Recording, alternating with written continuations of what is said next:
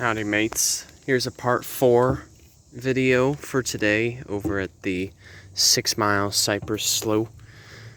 So before I go more into the ecology of this given area, I wanted to go briefly over the history of how this place even came to be. So this park simply became a park. Let's try that again. This park officially came into existence because of a grassroots approach. So, you figure it's in the mid 1970s, right? So there's a lot of development that's occurring. And even development back then was happening. So, at a nearby high school down in Fort Myers, there were a group of high school students that would oftentimes come here after classes. And, they took the time to really study about the crucial role of these wetlands that we see here in old Florida.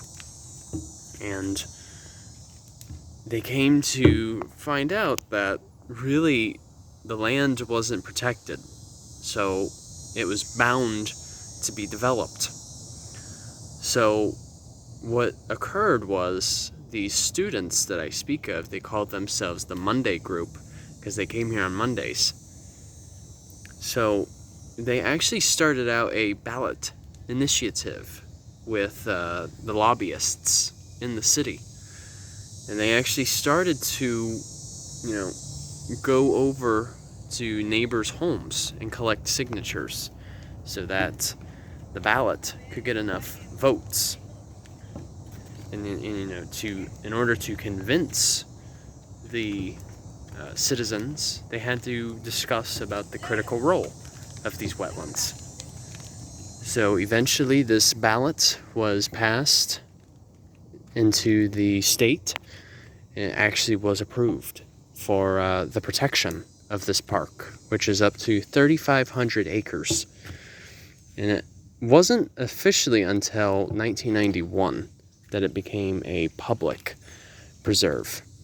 So you figure now it has existed for a little over 30 years. And it has attracted a multitude of visitors since then. Okay, I got a couple of people about to pass. Hold on just a second.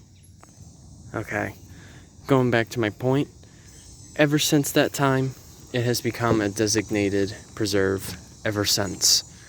And I wanted to point out this particular plant. Actually, that's to my left. You see like those green fruits that are hanging from the branches? Those are known as pond apples. Now, the good news is they are indeed a native plant in Florida, and oftentimes they do appear in clusters like you see right here. In terms of like whether they're edible, you can eat them, but they're not very tasty. It's one of those things, like if you're in a survival situation and that's all that's nearby, yes, you can eat that pond apple. Excuse me. But you just have to figure, like much of Florida used to look like this. And you know what the thing is? Like, I think what's oftentimes forgotten about these cypress sloughs is they are literally a natural retention. What I mean by that is when it rains, these are amazing buffers between, the mainland from flooding. Essentially, these cypress sloughs or swamps are like one big reservoir that's used for storage. And not only that, but there is so much filtration of the water that is happening right now. This water passes through here, gets filtered,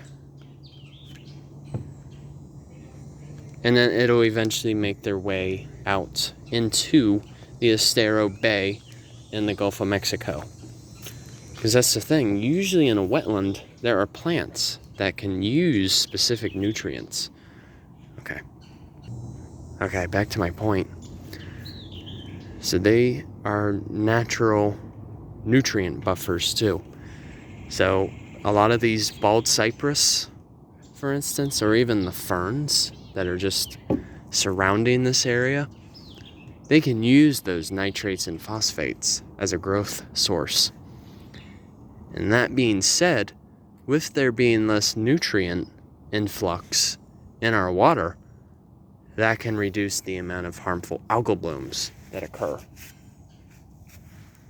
So, there's more pros than cons when it comes to having these types of ecosystems.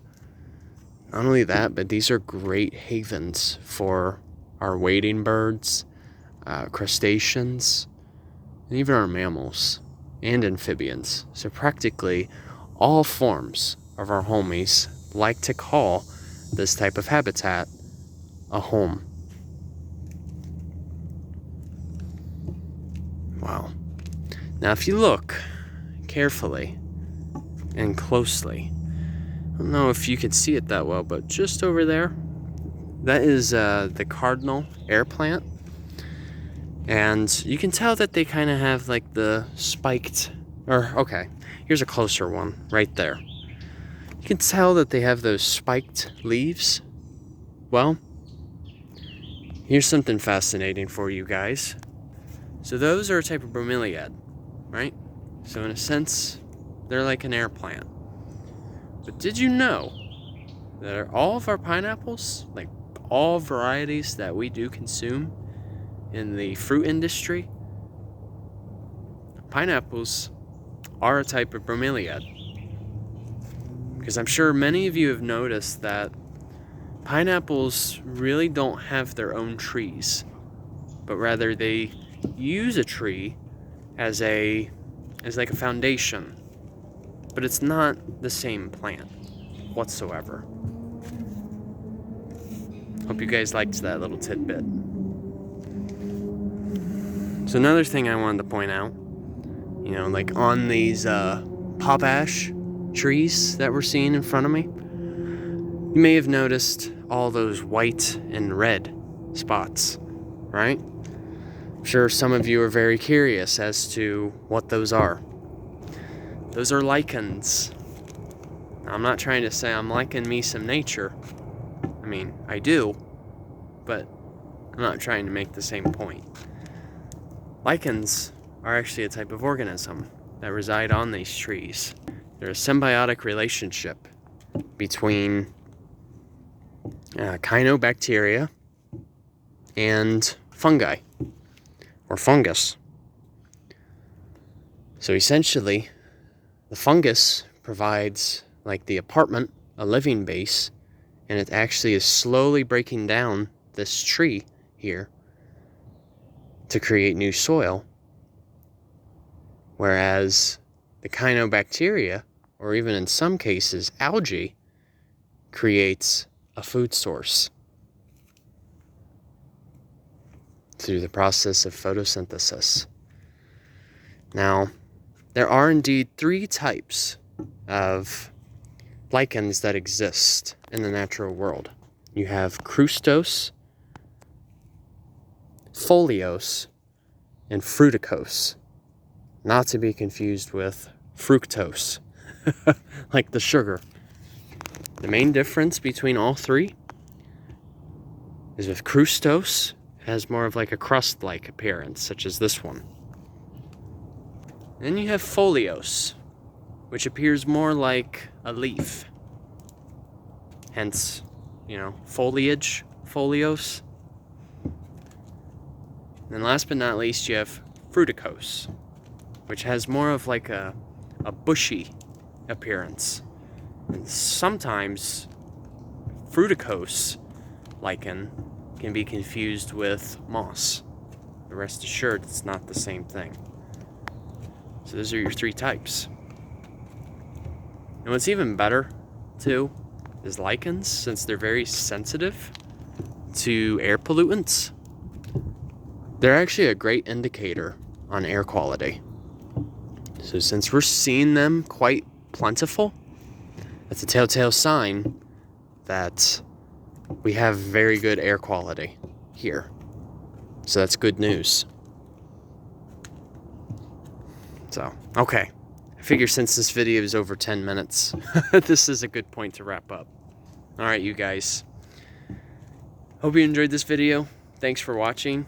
Enjoy the rest of your weekend and your Labor Day. And Journey on a Journey is outwards.